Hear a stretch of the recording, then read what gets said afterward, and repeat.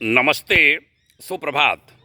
27 मई का 512वां चरण युग ऋषि विचार श्रृंखला का ईश्वर की समीपता और दूरी की परख शीर्षक से आज का विषय लेता हूँ। अखंड ज्योति, सितंबर 1974 के पृष्ठ 6 से।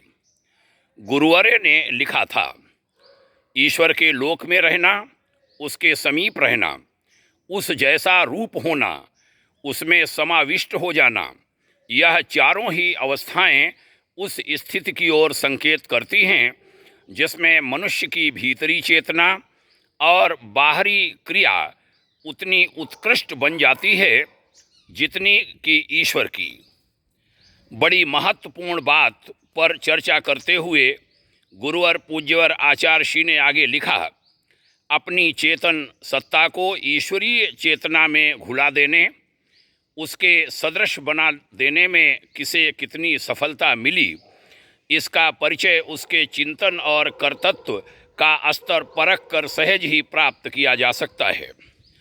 कौन भवबंधनों में जकड़ा पड़ा है और किसने जीवन मुक्ति प्राप्त कर ली, इसकी परीक्षा एक ही कसौटी पर हो सकती है कि अहंता का क्षेत्र कितना सीमित अथवा विस्तृत हुआ है।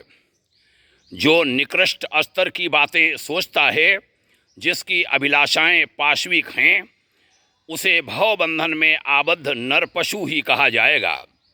लेकिन जिसने अपनी चेतना को परिष्कृत एवं विस्तृत बनाकर सब में अपने को संव्याप्त समझा, उसने देव योनि प्राप्त कर ली, ऐसा माना जाना चाहिए।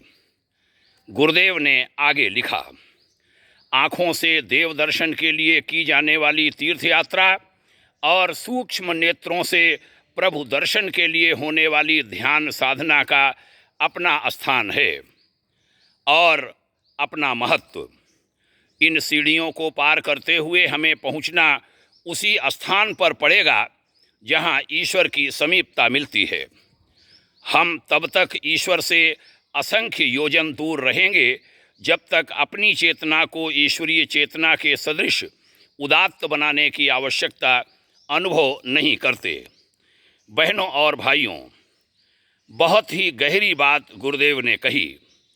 आइए इन युग विचारों के महत्व को समझेंगे, जीवन में अंगीकार करेंगे। ऐसे संकल्प के साथ आगे बढ़ते हैं। बहुत धन्यवाद सुनने के लिए।